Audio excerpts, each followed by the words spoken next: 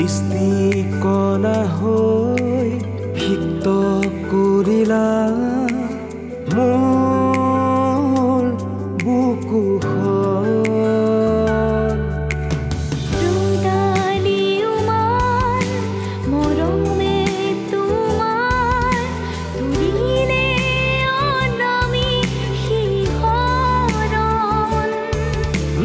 তুমি আছা বুকুতে সুবাস বিলাই তুমি দিলা মোৰে মন ৰগেৰে বোলাই এবাৰি উৰা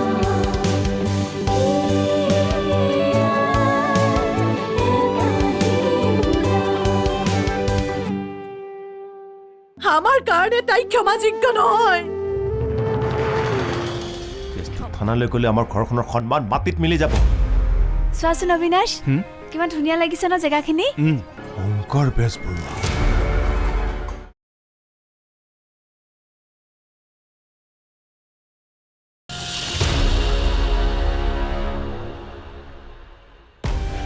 বৰ্তাই যে কিবা সুধি আছে মুখেৰে নামাতো কেলে? ৰবাচোন, নামাৰিবা তাইক। ভয় খাইছে বেচেৰি। কোৱা মাজনী, ল'ৰাটো কোন হয়? ক'ত ঘৰ তাৰ? ঘৰটো কোনটো নাজানো, কিন্তু শিমলুগুৰিৰ গাঁও কোনোবা ল'ৰা এজনক ভাল পাওঁ বুলি কৈছিল এদিন মোক। শিমলুগুৰি গাঁৱৰ? শিমলুগুৰি গাঁৱততো বেজবৰুৱা পৰিয়াল এটাই আছে। কাৰ পৰিয়াল?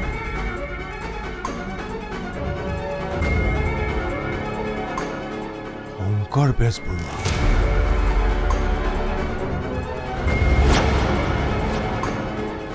কি?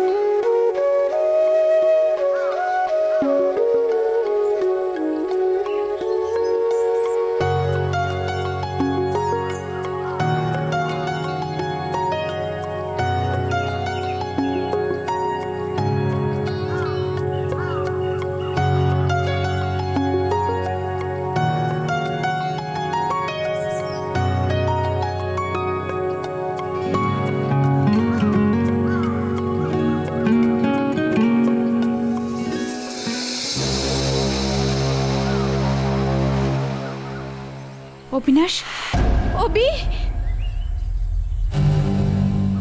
অবিনাশ,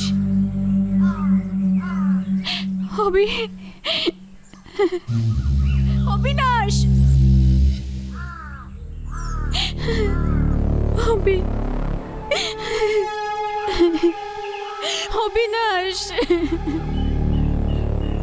তুমি ক'ত গ'লা? অবিনাশ,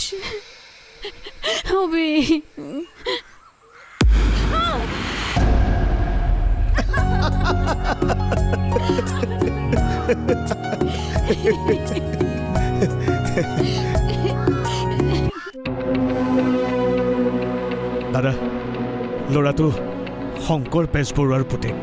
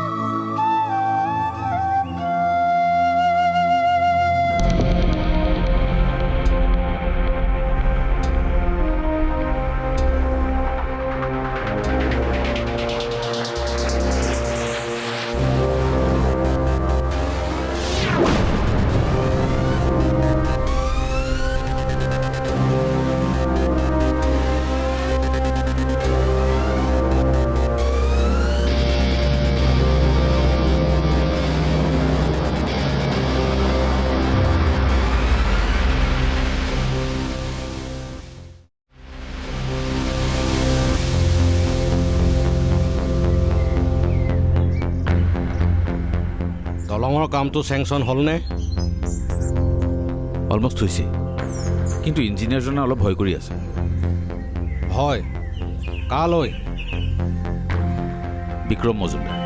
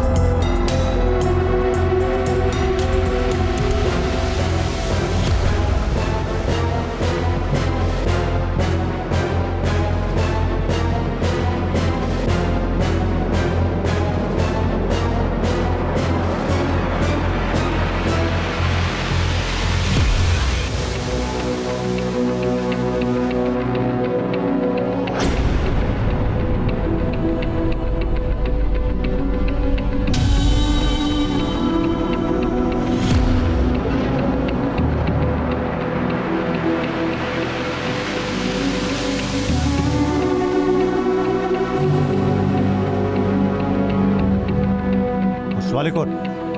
ভালে ভালে হিয়াক উলিয়াই দে, নহ'লে পুতেৰক ৰাস্তালৈ চুচৰাই নি। এই বিক্ৰম! ৰুদ্ৰপ্ৰতাপ, এইখন ভদ্ৰ মানুহৰ ঘৰ। ইয়াত এনেদৰে অসভ্যালি কৰাৰ সাহস আজিলৈকে কাৰোৱে হোৱা নাই। ভদ্ৰ মানুহ? যিটো বংশৰ তেজতে চোৰৰ প্ৰবৃত্তি আছে সি আকৌ ভদ্ৰ মানুহৰ কথা কয়?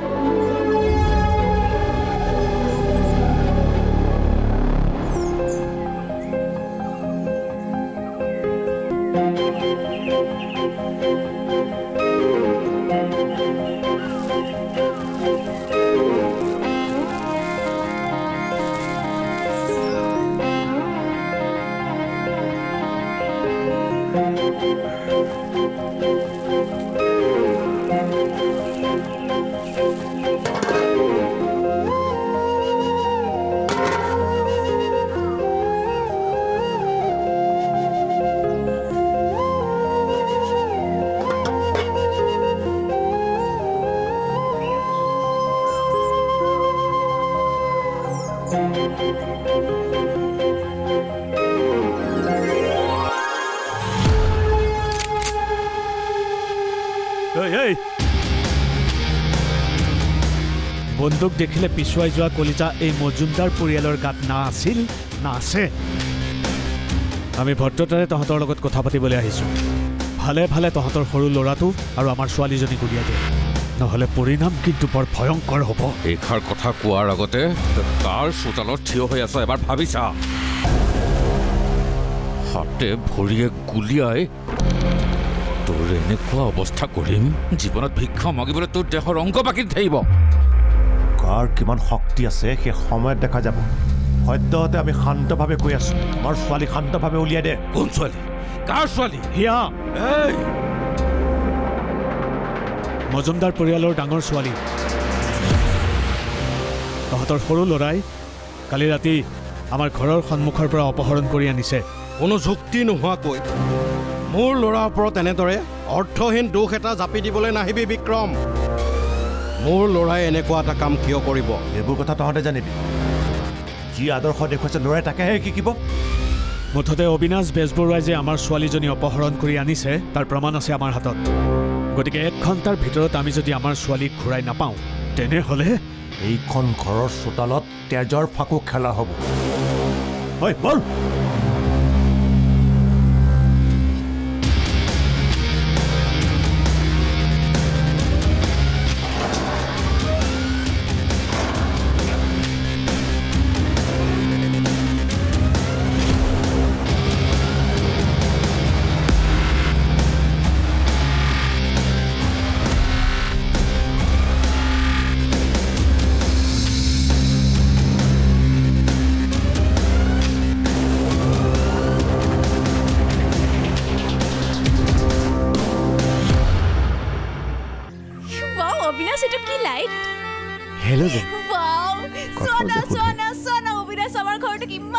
ধুনীয়া লাগিছে সেইটো আমাৰ কিচেন আৰু এইটো আমাৰ বেডৰুম আৰু গোটেইখন আমাৰ balcony thank you thank you কিন্তু বেছি দিন আমি ইয়াত থাকিব নোৱাৰিম খুব সোনকালে আমি ইয়াৰ পৰা বেলেগ জেগালৈ যাব লাগিব নালাগে আমি সদায় ইয়াতে থাকিম আমি ইয়াৰ পৰা ক'তো নাযাওঁ ক'তো নাযাওঁ কথা ক'বলৈ আহিছে তোমাৰ দেউতাৰ আৰু ঘৰৰ মানুহে যদি সেই বন্ধুকটো লৈ আহি বিচাৰি পাহি তেতিয়া কি কৰিবা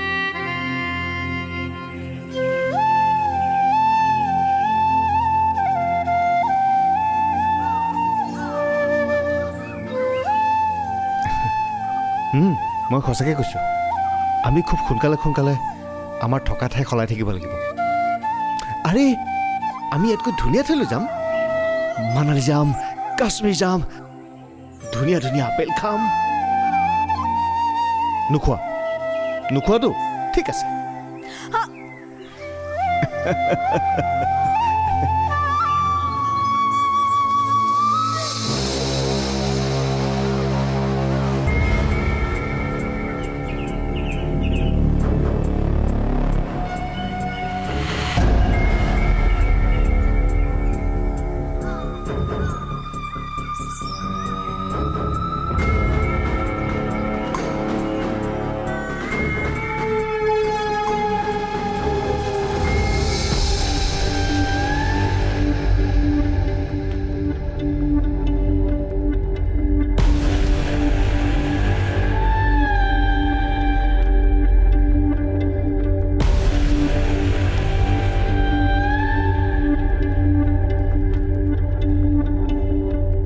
দেউতা তাৰ ফোনটো ছুইচ অফ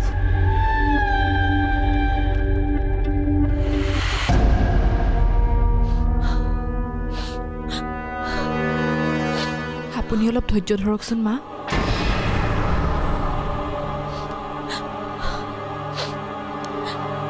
কালি ৰাতি সি লগৰ এটা ঘৰত থাকিম বুলি কৈছিল মোক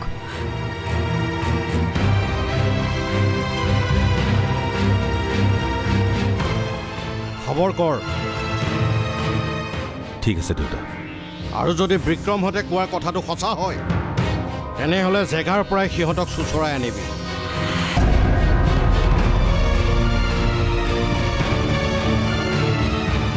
হ'ব দেউতা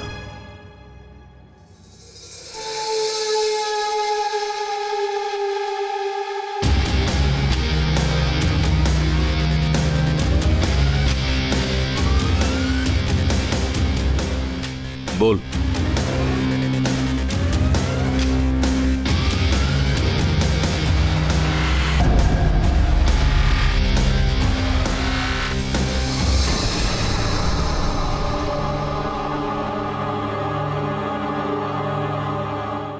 আহক মা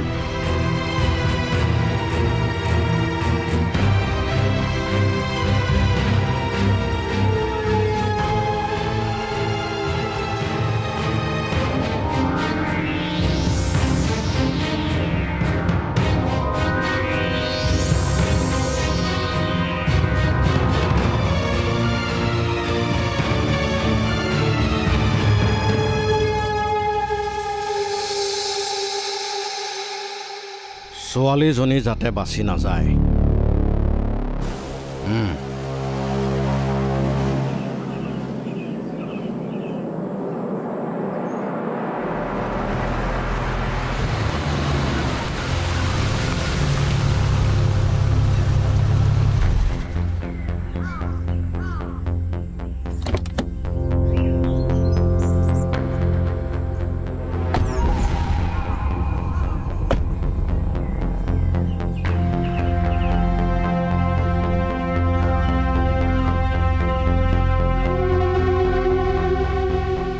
ল'ৰাটো ইঞ্জিনিয়াৰ লাষ্ট ইয়েৰ পাছ হ'ল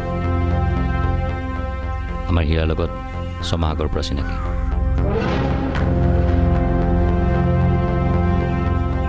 এই বিষয়ত আপোনালোকৰ দৰে ঘৰতো একো নাজানে ইমান দিনে তই কি কৰি আছিলি সিহঁত দুটা বাহিৰতে চিনাকি হৈছে মই কি কৰিম আৰু মোৰ নেটৱৰ্ক ইমানতো ষ্ট্ৰং নহয় যে আৰু কিবা খবৰ আৰু আছে সিহঁত ক'ত আছে ডিটেইলছ উলিয়া মই যিমান পাৰোঁ উলিয়াই আছোঁ অতি সোনকালে খবৰ পাই যাব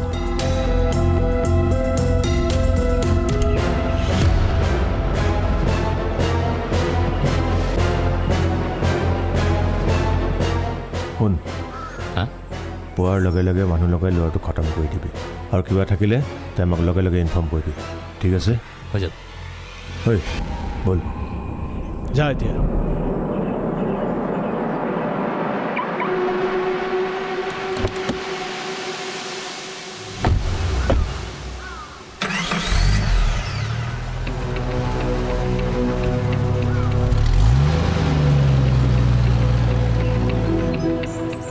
হেল্ল' ক'ত আছ হা কিবা খবৰ পালি হেল্ল' হেল্ল' আচ্ছা তই তাৰ মানে বেজবৰুৱা ছাৰৰ ল'ৰা আছ হয় ধৈত পাগলা আগতেই ক'ব লাগে ন বল বল ইয়াত থাকিব নালাগে আমাৰ গাঁৱত বল নালাগে দিয়ক আমি ইয়াতে থাকিম এই ইয়াত থাকিব নালাগে ইয়াত ৰাতি হ'লে হাতী ওলায় মাজে মাজে বাঘো ওলায় আমাৰ ঠাইত আহি কিবা এটা বিপদ হ'লে আমি লাজ পাম ন আৰু বেজবৰুৱা ছাৰে আমাক কম ভাল পায়নে তেওঁ বেয়া পাব ন আচলতে আপুনি বুজা নাই আমি চব বুজিছোং দে আৰে চল গৰি লে যাব তোকে আমাৰ গাঁও হে চল আমাৰ গাঁৱত বাৰু নালাগে থাকিব কিন্তু ইয়াতে খুব বেছি 2-4 দিনহে থাকিবি তাতকৈ বেছি নাথাকিবি কিন্তু হ'ব খালি আপোনালোকক এটা অনুৰোধ কৰোঁ আমি ইয়াত থকা কথাটো যাতে আপোনালোকে কাকো নজনায় হ'ব নজনাই দে ঐ ল'ৰাহঁত তহঁতে কিন্তু কথাটো কাকো নজনাবি আৰু চাবি এওঁলোক দুজনে কিবা খাবলৈ পাইছে কি নাই হে আৰু শুন তহঁতে আমাৰ পাহাৰীয়া মানুহবিলাকক যিমান বেয়া বুলি ভাব আমি কিন্তু ইমান বেয়া মানুহ নহয় আৰ নামে মংগল কৰক ঐ ল'ৰাহঁত বল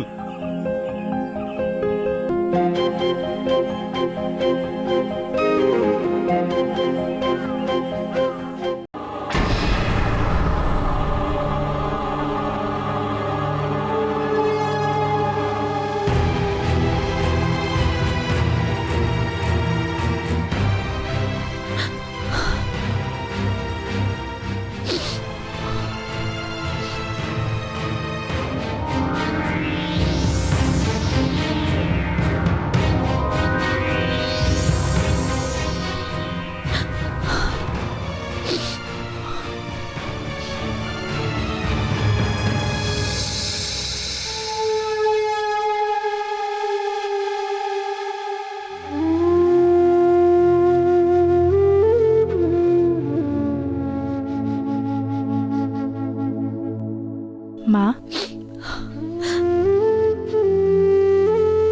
সি এনেকুৱা এটা কাম কিয় কৰিলে পাহি ঘৰখনৰ সন্মানৰ কথা সি কিয় এবাৰো ভাবি নাচালে ককায়েকে কিমান কষ্ট কৰিছিল তাৰ বাবে আৰু সি যিটো বংশৰ লগত আমাৰ ইমান এটা ডাঙৰ শত্ৰুতা আছে সি শেষত সেই ছোৱালীজনীকহে বাছি ল'ব লাগেনে তাতকে সি মাকক মাৰি নেপেলালে কিয় সি ইমান ডাঙৰ ভুল কৰি পেলালে পাহি এতিয়া সেইবোৰ গাই বাই একো লাভ নাই পুতেৰাৰ বাবে মোৰ পৰা পুতৌ আদায় কৰিব নোৱাৰিবা সি পাপ কৰিছে তাৰ পৰাচিত সি আজিয়ে পৰিশোধ কৰিব লাগিব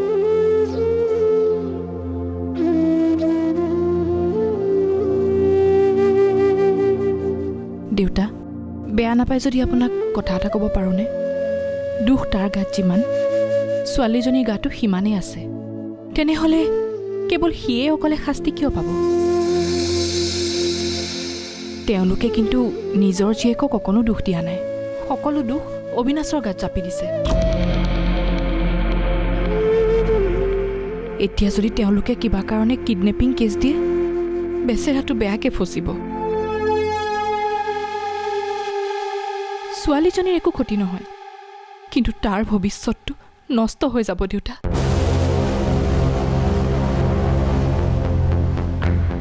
এতিয়ালৈকে সিহঁতৰ পৰা একো খবৰ অহা নাই হয়তো সিহঁতেও সিহঁতৰ ল'ৰাটোক বিচাৰি ফুৰিছে ভয় অলপ খাইছে সিহঁতে এই ৰুদ্ৰ প্ৰতাপৰ লগত টক্কৰ দিয়াৰ সাহস তেতিয়াও নাছিল এতিয়াও নাই মুঠতে যিয়েই নহওক সিহঁত দুইটাক হাতৰ মুঠিত আনি লোৱাৰ পিছত সিহঁতৰ বংশৰ মুখ কেনেকৈ ক'লা কৰিব লাগে তাৰ ব্যৱস্থা মই কৰি এনেও মই তলে তলে সিহঁতৰ ওপৰত কিডনেপিং কেছ এটা দি থৈছোঁ বেয়া নাপাব দাদা তেনেকুৱা এটা ষ্টেপ লোৱাটো আমাৰ কাৰণে খুবেই জৰুৰী নহ'লে মই নিবিচাৰোঁ যে সিহঁতে বিনা কাৰণত আমাৰ পৰিয়ালটোৰ ওপৰত এটা ক্ৰাইম জাপি দিয়ক।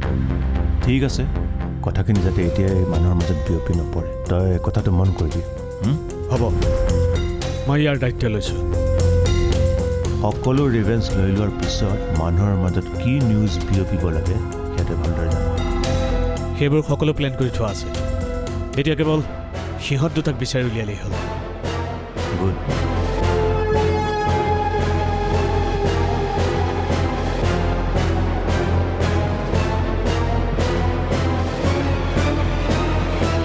হেল্ল', গতিকে বিচাৰ এনেকুৱাকৈ নিৰপেক্ষভাৱে কৰক যাতে আমাৰ দৰে সাধাৰণ পাব্লিকে আইন হাতত তুলি ল'বলগীয়া নহয়। মুঠতে দুইটাই সমানে শাস্তি পাব লাগে।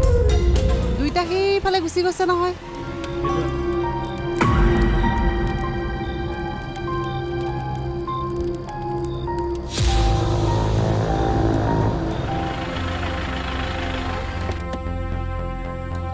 গাড়ী উলিয়া।